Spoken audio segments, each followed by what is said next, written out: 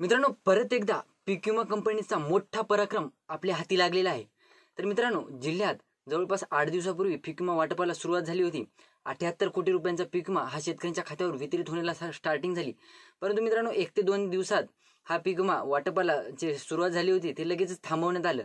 त्यानंतर मित्रांनो, अशी चर्चा सुरू झाली की बाबा यानंतर आता शेतकऱ्यांच्या खात्यावर या पीक विम्याच्या रक्कमा वितरित होणार नाहीत।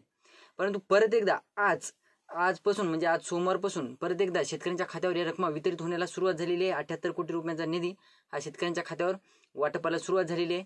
तर तो जिल्हा कोणता आहे आणि या जिल्ह्यातील या पीक विमा कंपनीचा कोणता पराक्रम आपल्या हाती लागलेला आहे त्याविषयीची सविस्तर माहिती आपण आजच्या व्हिडिओमध्ये क्लिअर करण्याचा प्रयत्न करणार आहोत। तत्पूर्वी जर चॅनलवर नवीन असाल तर चॅनलला सबस्क्राईब करा आणि जे समोरील बेल आयकॉन बटन आहे ते दाबायला विसरू नका।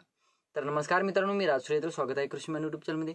मित्रांनो, गेल्या खरीप हंगामात जवळपास जे नुकसान झालेलं होतं त्यासाठी 78 कोटी रुपयांचा पीक विमा हा जिल्ह्यातील शेतकऱ्यांसाठी मंजूर करण्यात आलेला। त्यामध्ये जवळपास मित्रांनो नैसर्गिक आपत्ती अंतर्गत नुकसानीच्या ज्या रकमा असतात त्या केवळ 25%च शेतकऱ्यांच्या खात्यावर वितरित होण्याला सुरुवात झालेली आहे। जवळपास जिल्ह्यातून 2,78,000 एवढे शेतकरी हे पात्र असून सुद्धा त्यांना 78 कोटी रुपयांचा निधी हा मंजूर झालेला आहे। या अंतर्गत शेतकऱ्यांनी जवळपास 72 तासाच्या आत क्लेम देखील केलेले होते।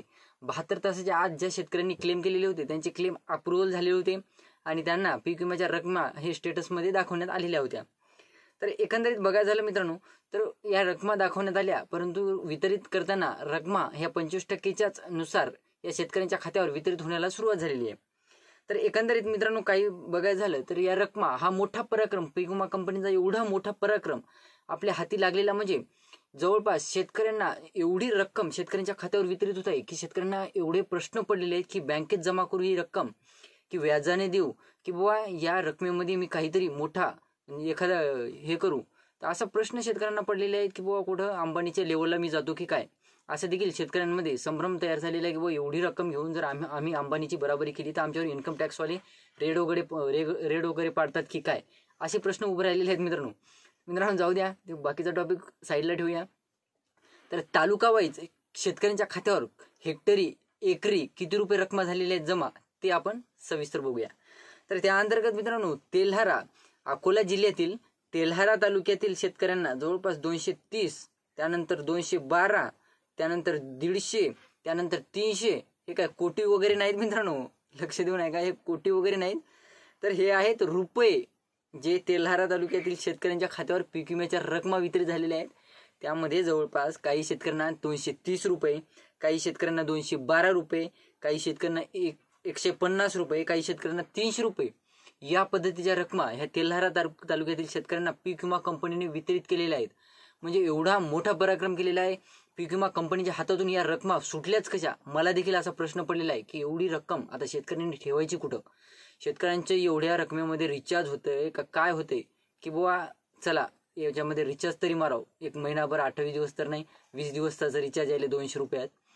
तर मित्रांनो तेवढं रिचार्ज सुद्धा या पैशामध्ये होईल की नाही असा प्रश्न शेतकऱ्यांमध्ये उभा राहिलेला आहे। तर काहींना एकरी, आता ह्या अगोदरच्या हेक्टरी होत्या रकमा, आता एकरी काहींना किती रुपये या गेलेले आहेत। काही शेतकऱ्यांना तेल्हारा तालुक्यातील अकोला जिल्ह्यातील तेल्हारा तालुक्यातील काही शेतकऱ्यांना एकरी 300 रुपये, काही शेतकऱ्यांना 350 रुपये, काही शेतकऱ्यांना 400 रुपये, काही शेतकऱ्यांना 319 रुपये या पद्धतीच्या रकमा ह्या वितरित झालेल्या आहेत। आता ही बाजू वेगळी की ज्या शेतकऱ्यांना हेक्टरी 5,000 रुपये, 6,000 रुपये, 10,000 रुपये मिळाले आहेत।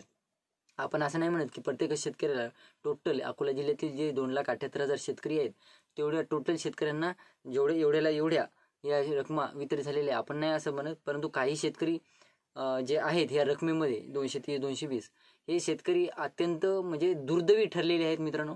कारण पीक विमा कंपनीने जस्ट त्यांच्यासोबत एक थट्टा केलेली आहे, मजाक केलेला आहे, त्यांना वेड्यात काढलेला आहे आणि हे वेड्यात जे काढलेलं आहे पीक विमा कंपनीतर्फे या शेतकऱ्यांना जे वेड्यात काढून कंपनी स्वतःचा फायदा करण्याचा प्रयत्न करत आहे मित्रांनो। कारण 78 कोटी रुपयांचा निधी आहे आणि या निधीअंतर्गत 2,78,000 शेतकरी जे पीक विम्यासाठी पात्र आहेत, त्यामुळे कंपनीला काय वाटलं 78 कोटी रुपयांचा निधी आहे फक्त आणि त्या अंतर्गत शेतकरी संख्या जास्त आहे।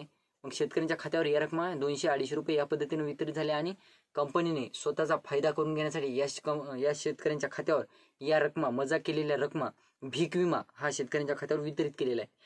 त्यानंतर मित्रांनो नुकसान जास्त आणि पीक विमा कंपनीने गिळला आहे। जास्त नुकसान झालेलं असलं तरी कंपनीने जे पीक विमा शेतकऱ्यांसाठी 78 कोटी रुपयांचा मंजूर करण्यात आलेला होता पहिला हप्ता राज्य सरकारतर्फे, ते अख्खा गिळून घेतलेला आहे मित्रांनो. गिळलेला आहे कंपनीने. शेतकऱ्यांना जस्ट त्यांच्या पदरात हे 200-250 रुपये टाकलेले आहेत शेतकऱ्यांच्या पदरात. त्यानंतर मित्रांनो मूर्तिजापूर तालुक्यातून सुद्धा सेम कंडिशन आहे.